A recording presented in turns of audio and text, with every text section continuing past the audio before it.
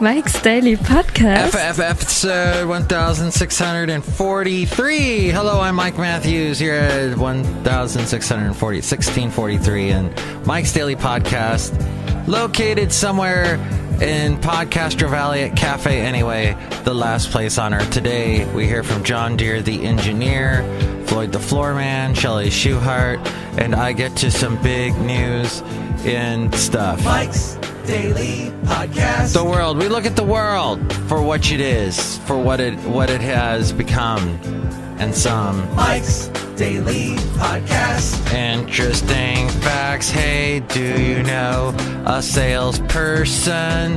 Do they drive you nuts? Do you think they're dumb? Do you think, hey, they have no scruples? Do you also like their lapels? Do you sometimes go, what the heck? I don't know. Mike's Daily Podcast. I don't know if I have what it takes to be a salesman or woman. I just don't seem to have that Daily Podcast in me. Yeah! My lovely lady friend was telling me about a band called, is it Reese? What, Rye? Where the guy's voice sounds just like a woman's. I'm going to try and... Nope, I don't have it. Okay, maybe I'll have that for the next show. Recently, I was telling you I had a podcast picture. Oh, look who just walked in. That had this person in it. Hello, Mike. This is John Deere, the engineer. Yes, I was in your cartoon recently. And this is Floyd the Floorman. You guys, I just wanted to mention that, yeah, we did have a Rye. Is that what it is? Oh yeah, Rye is a great band. It's got a guy who sounds just like a woman. Look who else walked in, speaking of women. Hello, Mike Matthews. It's Chely Shoehart, gift shop supervisor. I just want to say that I'm really happy that I'm here, and I just want to say that. All right. I just want to say thank you. I just want to say. That's what we're saying is I just want to say. And that the graduation gridlock, or the Gradlock, is driving me nuts. It was so bad yesterday that somebody actually ran into a parked car just up the street for me. It makes no sense. And here's today's podcast picture. Oh, I gotta drive to graduation. And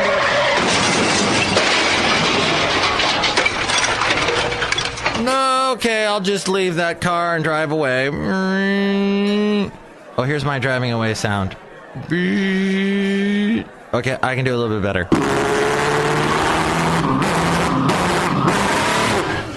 This is Rye.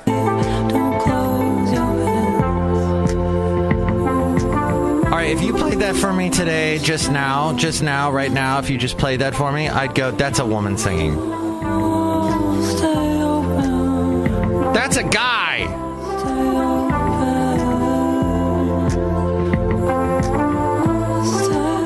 So apparently their music is getting played on like NPR shows and stuff. The NPR when they come back from break and stuff. So that's Rye. R-H-Y-E.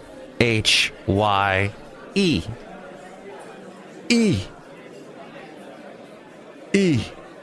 Hey, okay, so, wait, what? Stormy Daniels sues ex-lawyer saying he colluded with Michael Cohen. Former adult movie star Stephanie Clifford, otherwise known as Stormy Daniels, sued her former lawyer on Wednesday, alleging he served the interests of President Donald Trump's personal lawyer, Michael Cohen, instead of his clients. The $130,000 hush money thing, as you recall. To which Trump has said, wrong. But, yeah. Okay. And then also, Comey's, Fox News first, it says. Comey's new scrutiny. Mystery illness afflicts Americans in China. Rudy Giuliani. Kim begged for a summit. Uh-huh. Okay. And then there's the... Okay. I want to say okay, and I just want to say that we got this sales guy at one of the places I work at who has no scruples, who just leaps over protocol that, all right, he's been in the radio business for a long time. He would think he would know better. You would think he would know better. He does not, and just does things that are, well, it's like if you are on the radio, you try to have a bit of a wall between the salespeople. You need sales because otherwise you don't get your paycheck, because if it's not for them selling airtime, you see, I don't have anyone that does that for me on the podcast. Thus, the podcast is completely, it does not, well, it doesn't pay for itself. I pay for it. I pay for the website is the big expense. But yeah, if I had a good salesperson that was selling airtime for me, getting me all that political money from the elections that were just happening, I could have got some of that cash. But no, I did not. So, but sometimes I get a little tenacious, and they go, hey, I just got you this client. Why don't you just go ahead and talk about them on your show?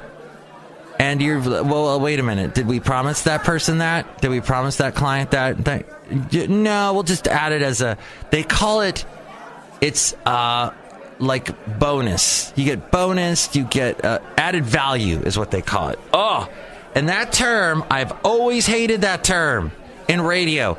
It has caused radio stations to go bankrupt because people promise added value, or they just throw in added value. And at some point, where does that end? It does not. It has no borders, added value.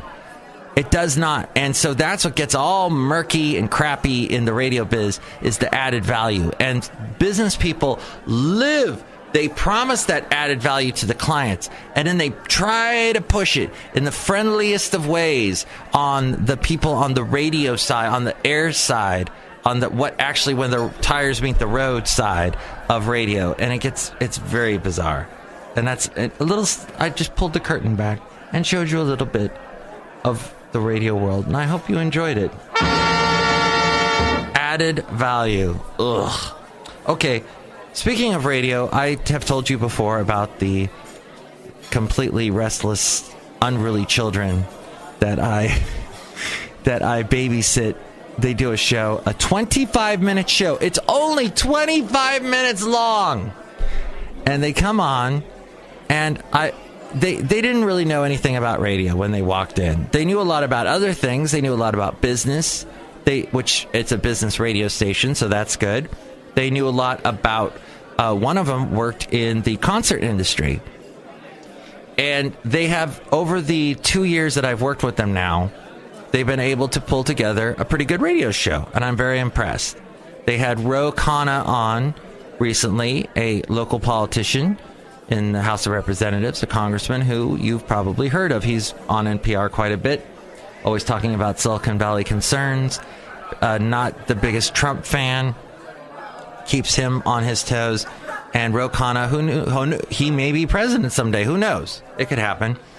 But one of the guys on this show wants to be on my podcast, and I am actually thinking that's a great idea, because you've heard me talk bad about concerts, about how I'm anti-concert. I think it's all a big Vegas act.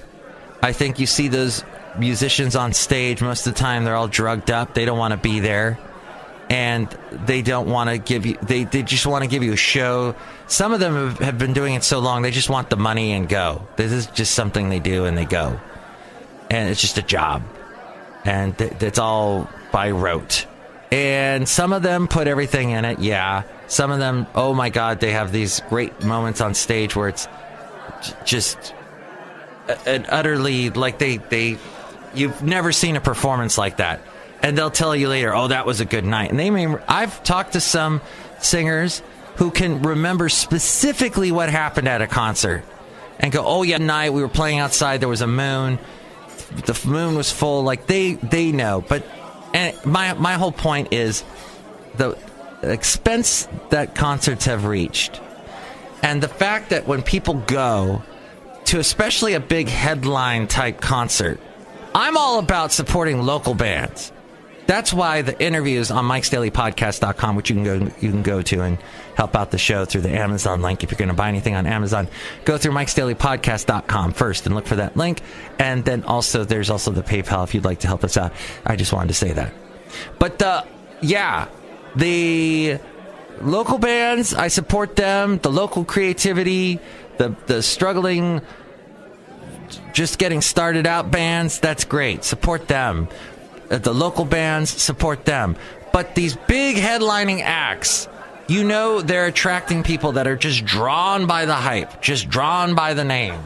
And there's nothing really that will give you anything. It's kind of like, you know what it's like? It's like when you watch the TV news and they say, wow, the tax just went up on soda drinks. Let's go to people on the street.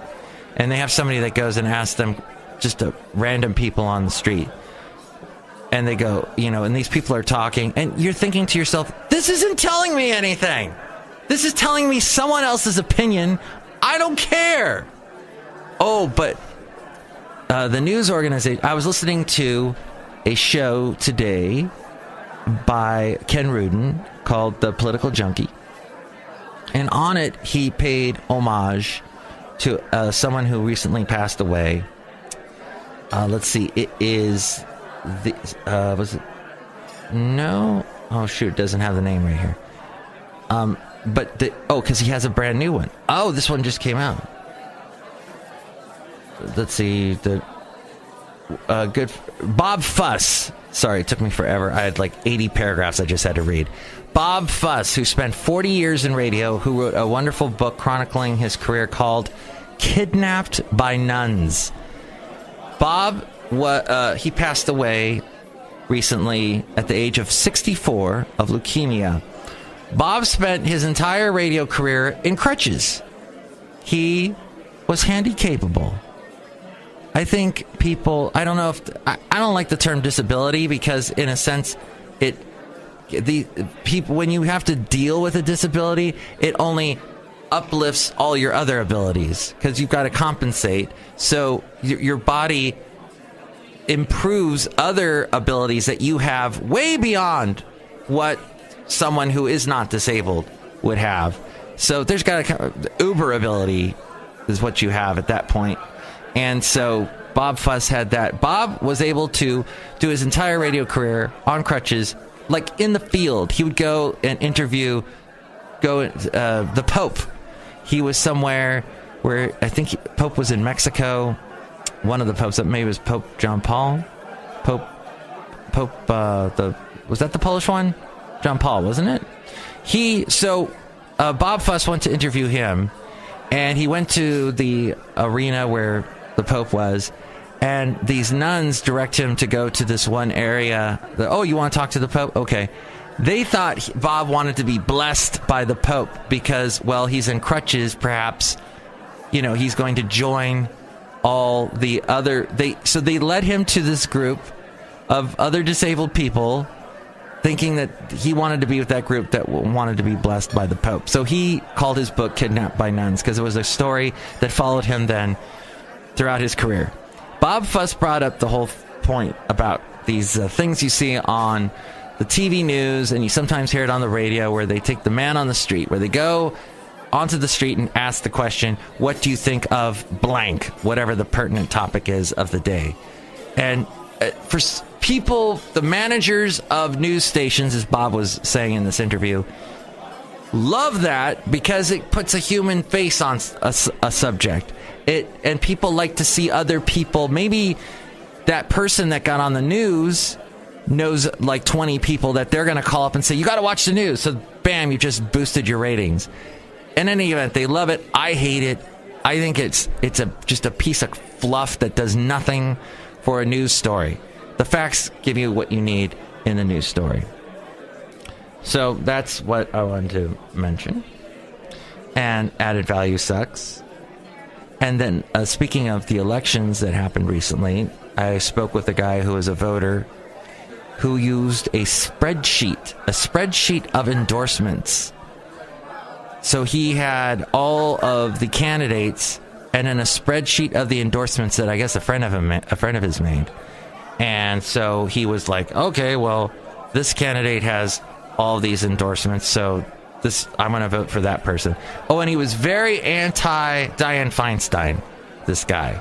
And he talked really loud, and we were in a coffee place, and he was talking louder than he should. So I don't know what that was about, but yes. And that's about it for today's Mike's Daily Podcast. We got one other news story, and that is that I guess that we could just mention that the hurricanes and typhoons are slowing down, but increasing damage now around Florida.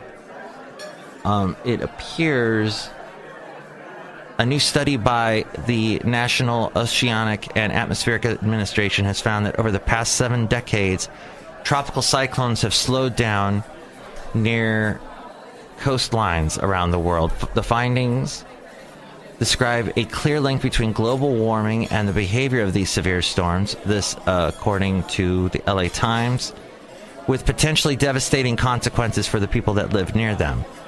According to overwhelming scientific consensus, the climbing average global temperature over the past century has been fueled largely by human activities that have released heat-trapping greenhouse gases like carbon dioxide into the atmosphere. Among its negative effects, that rising heat has been linked to the melting of glaciers, the creeping rise of oceans, the bleaching of coral, the spread of human disease, and the worsening of drought. Pestilence, possibly, you could sum it up with.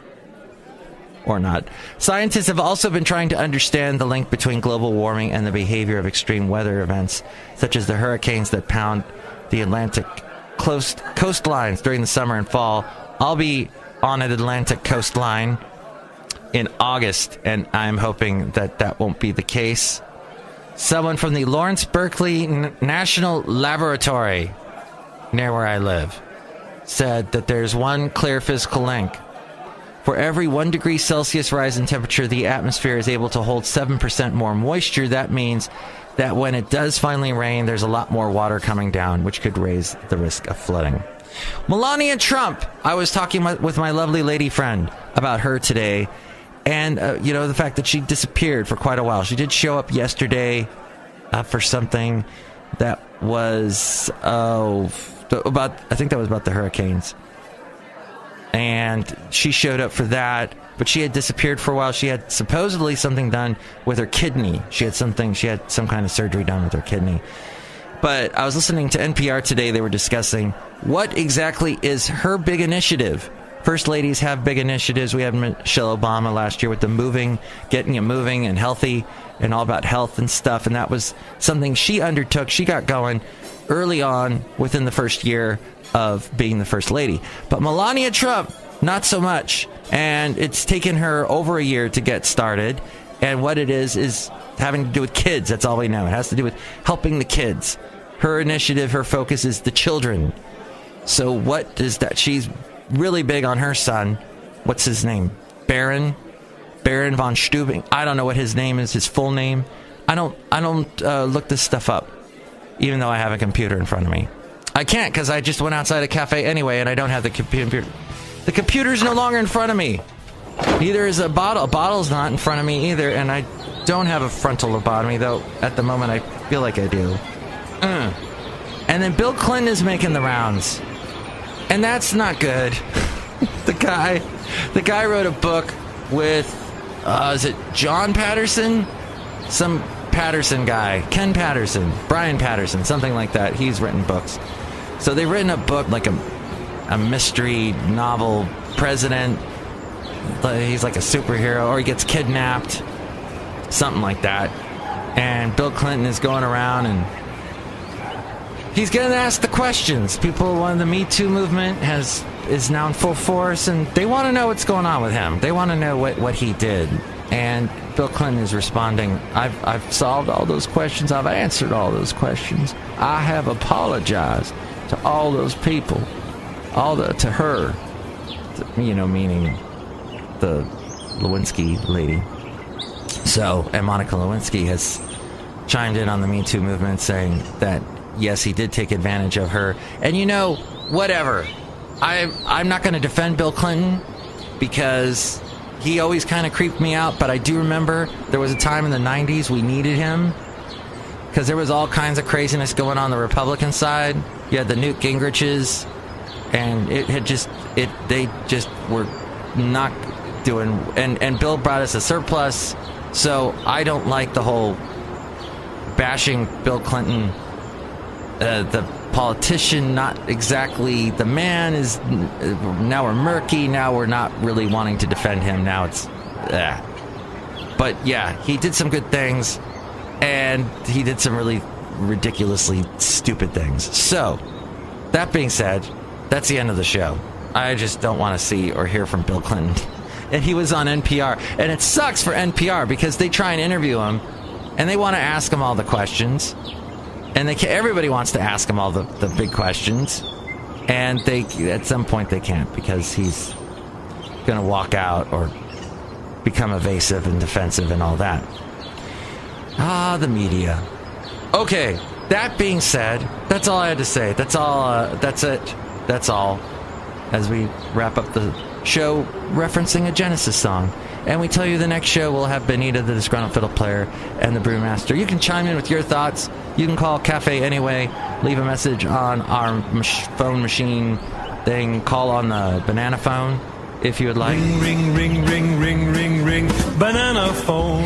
And that number is 336-MM-DAILY. That's 336-MM-DAILY. Check out the website, mikesdailypodcast.com. And Ariel will tell you more about that right now. Mike's Daily Podcast is written and produced and performed by Mike Matthews. His podcast is super easy to find. Download or listen to his show and read his blog at mikesdailypodcast.com. Email Mike now at mikesdailypodcast@gmail.com. See you tomorrow. Bye. I say I didn't give you a podcast picture or tell you what it was. The podcast picture, I say, is at the downtown Hayward in the City Hall area. They've got this cool little fountain, and a lot of fountains in California are off because everyone is like, oh, drought, oh, it's no more rain, oh, we're going to all die. But this is a fountain that is still belching water upwards, and Basil stood on this fountain, and you can see that in downtown Hayward. Took this on Monday. See it now at mikesdailypodcast.com. Thanks, Basil.